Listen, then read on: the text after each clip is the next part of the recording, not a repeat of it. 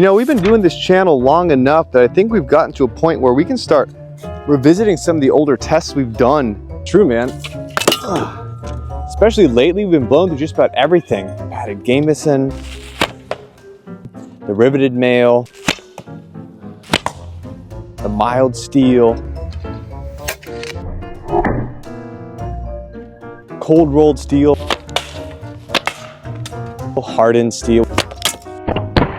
Basically gone through the whole litany of things, and even had some ballistic dummies thrown in there also. Yeah, no, for sure, man. I got these new arrows here. I got some new bows, so we could really go ahead and make a much better show of it. But you know, it'd be really great to revisit. It'd be great to do modern armor again. Wait, did you just say modern armor?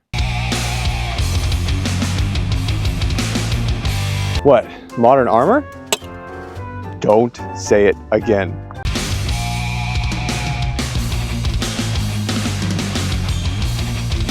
Modern armor. What's up, nerds?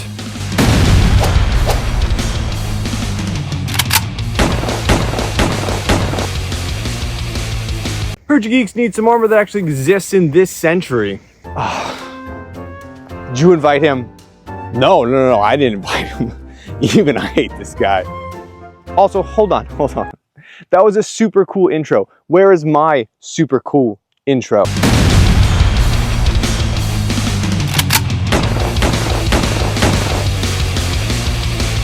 Dude, that was sick, Do me, just don't get like an awkward face or anything.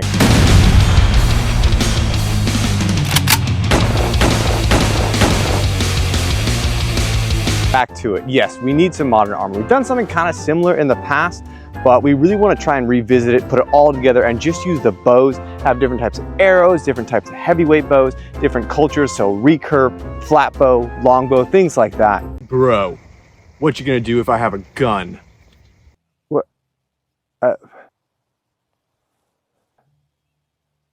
What? How did you even find this channel? Oh, it was strictly an accident. I was looking up how to be more alpha from our Lord Savior, Andrew Tate. Praise be. And I stumbled across your nerd's page. Look, man, can we have the armor or not? Yeah, no, I can help you. As soon as that nerd there admits he's actually a beta male nerd. Or, I mean, it's a little hurtful. Dude, that was a little uncalled for. You know what? Forget it. You don't have to willingly give us the armor. You know that, right? We can just take it. Oh, God. Look at that. Well, you guys are still nerds. Loot! Loot! That's right, ladies and gentlemen, we are back. Now, a while ago when Kentucky Ballistics did the test with medieval weapons versus modern armor, I did a short video about that, about how I thought the heavy bows were missing. I'm gonna revisit that, and I'm gonna bring a couple different bows out here now, work the gamut of current military technology and defense to see what ancient weapons can do. The recurve here, this is the 135 at 28, and like if I get it back further, it's gonna be closer to 160.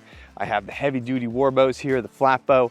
But to talk about the military technology and what we're gonna be shooting and what it's good for, I'm gonna reluctantly give it over to Alpha Bro number 2, because the first one, he disappeared somewhere, I don't know. All right, so let's start by breaking down what this modern armor is and is not meant for. What that means is this is meant to deflect high velocity, low mass projectiles. For example, this right here is a 45 from the Sig Sauer.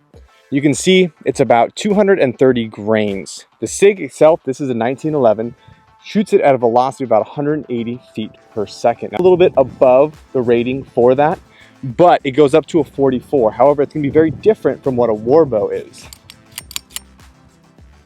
Remind me, what branch of the military did you say you were in again? Oh, well, that's classified. Classified. It's always classified. So when you get to something like this, which is about 1,500 grains, even though it's traveling only at about 200 feet per second at the fastest, this is gonna have a real hard time with it. So this is gonna be analogous to mail, where it's gonna be worn underneath a plate most oftentimes. So we're gonna start here. Then we'll move up to a Kevlar helmet. We'll move up to a level 4 ceramic plate and just kind of go through the whole gambit of things. Okay, we're gonna start off this party with the Bodkin Tips 130-pound warbow at about 25 yards.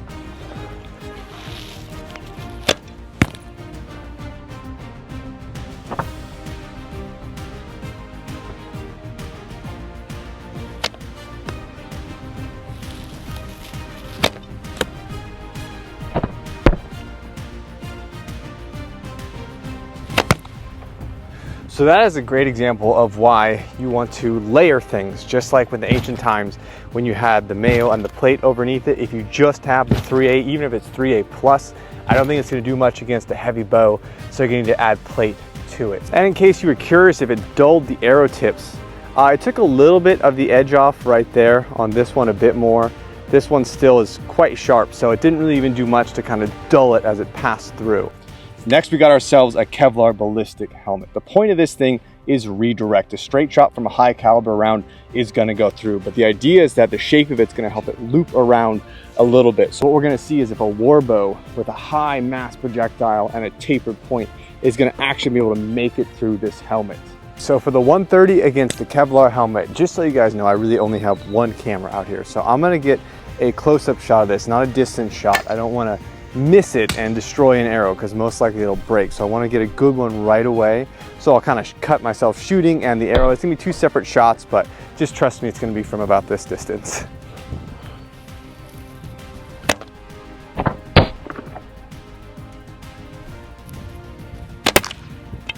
Promising news, the arrow survived. As for the impact, that was right here in the side. Hold on, did it get through? No, so it punched in that far. So we went that far into it, not all the way through. So that was with the 130. So I think we're capping out with damage possibility on the 130. We'll move up to the 160-pound bow now and see what happens. Well, everybody, I was about to do the 165, but it's with a heavy heart that I think I may need to retire this bow. See, right in there, I feel like if I do much more, I didn't hear any audible cracking, but when I pulled that back, I noticed that I saw like a little bit of a shoot, a little fracture in there, and I really feel like this will probably blow up on me. So what I'm gonna do is I'm gonna use a 121-pound at 30-inch flat bow. When I clocked that, it was very similar speeds to this. That was the one that Joe Gibbs made, so I'm gonna use that as a replacement for this bow here. It's not as heavy draw weight, but it travels, basically pushes the arrow, same weight, same velocity as this one here when I track them. So let's go ahead and see.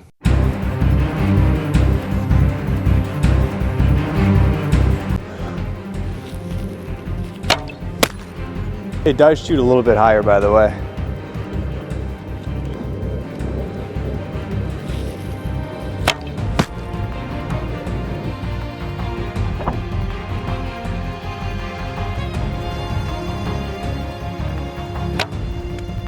And in case you're wondering why the draws look short, this is made to be drawn to 30 inches. These are like a 36-inch arrow with the tip, so realistically it's like right around here is where it should be going to. So anything more than that is like overdrawing it.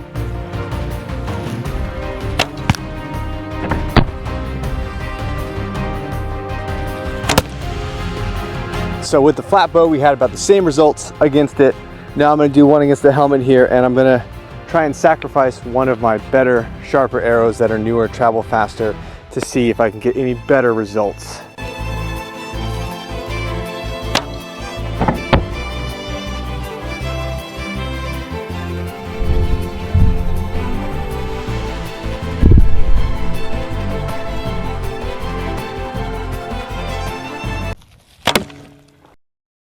Well, ladies and gentlemen, there you have it. 121-pound flat bow with about a 1500 grain arrow. That one travels like 180 feet per second when I've clocked it. That busted through and through the helmet. So I'm gonna say that's probably on par with the 165. I think when I clocked the 155 and 65, they're around 190. This is around 180, 190 as well for the feet per second. So it's a good analogy. Doesn't look as cool because it's not traditional, but that busted clean through. My arrow did not break, which I'm super excited about. So that is a win-win-win. I mean, that would go into your temple. I mean, again, it stopped it, but my gosh. Oh shoot, now take it out. But I'm really excited about that. I'm not gonna lie. Oh crap, give me a minute. Oh shoot.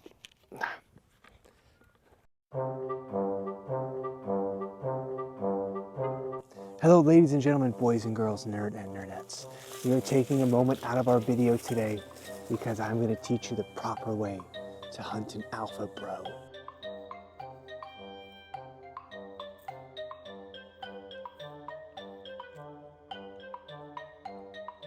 I've been stalking one in this area for quite some time. I see him up ahead, but I'm going to use some calls to try to lure him out. They are very aggressive and territorial, but when it comes to confrontation, they tend to run, so I have to lure them out carefully. So the first call we're gonna try is no leg day. No leg day, no leg day. No leg day, no leg day. Okay, he's responding to that, but he's not coming out. Let me try another one. Don't tread on me, don't tread on me. Don't tread on me, don't tread on me.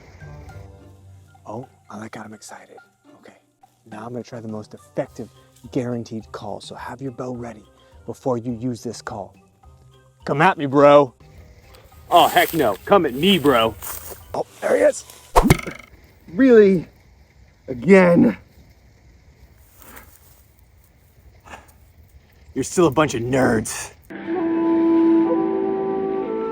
So now we are moving on to the heavy duty recurve bow here. I'm gonna apologize in advance to anyone who shoots this style. I don't use the thumb draw. I just use the 3-finger Mediterranean draw. So it's gonna look a little funky because I'm not having it here. So just an example of what my draw with this bow is gonna look like. I got a different noise to it. You can hear that hiss as it goes through the air. One thing to note is bows like this take nearly a lifetime to get strong enough to use. The English archer's skeletals would have deformations from the strain of the bow. It would change the physiology of the way that they looked. Bro, 9 pounds of pressure. 9. Could you just not? No, hey, that's time well spent. Whole life getting to that, whereas in this, you know, maybe 5 to 7, I think 5 to 7. I think I could make it through maybe the wooden shield, maybe the steel helmet, maybe just about everything, to be honest, with just, you know, a little bit of luck. Ugh.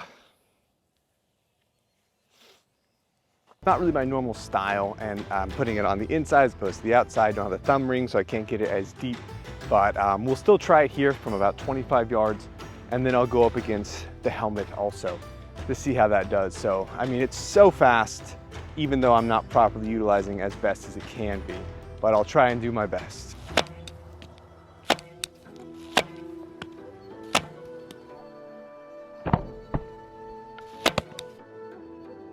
That bow right there is definitely the hardest for me to aim with. I'm just not very familiar with the style. It's a lot harder for me to get that draw and aim. It shoots a much straighter trajectory, but it is also substantially faster.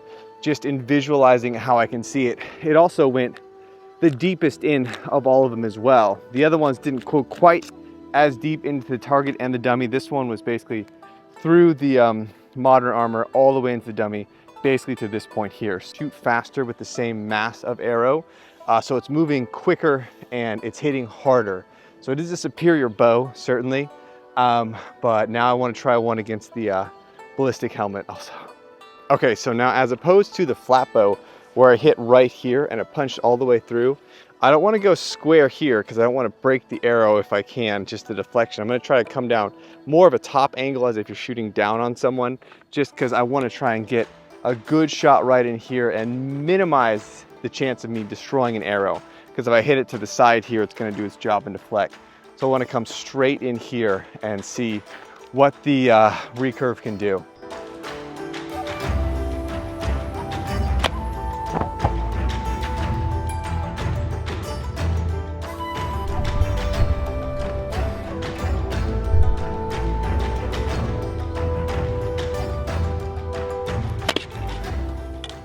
Okay, so what do we have here? Oh, that was clean, it just popped right out. Sweet, arrow is reusable.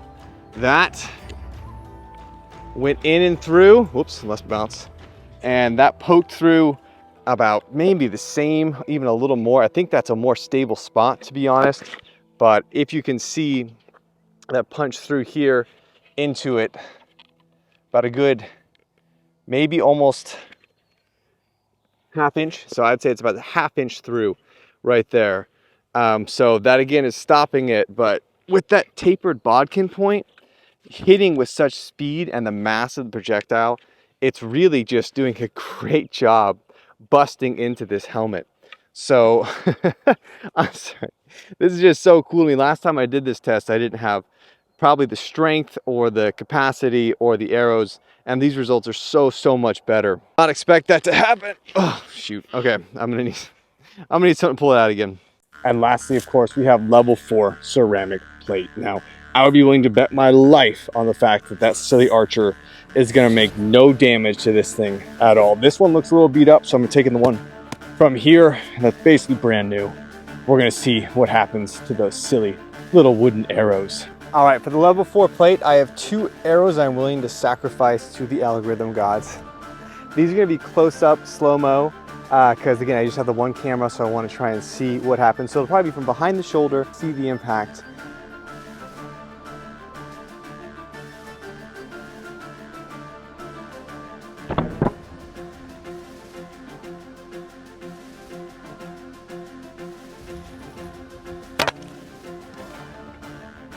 What happened here, looks like that got stuck in there. Ah, shoot, yeah, so you can see where the impact was right there. It bent the arrowhead and actually bent this too, so I don't know if that's gonna be reusable by me.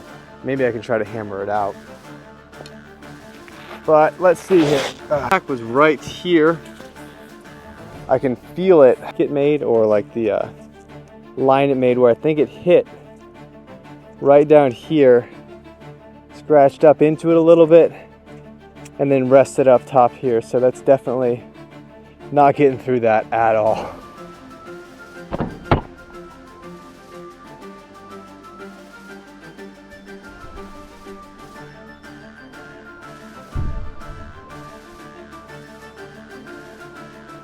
That was same results, I think. Ripped the fabric, but that one went in here. Solid impact, of course, but you can only do so much with wood as well. But you know, you might feel it, but you're gonna be completely fine. Well, everybody, I hope you enjoyed that video. I had an insane amount of fun. I was so thrilled, first of all, that I literally didn't lose any arrows. I just kind of lost where they adhered to. So I don't have to really remake a bunch of them. So that's super exciting. And I hope, if anything, you've learned that medieval weapons, opposed to what Kentucky Ballistics showed, are still usable against most modern type armors. I don't know if I'm gonna take this out or not because it's a cool keepsake, but keep those helmets on, ladies and gentlemen.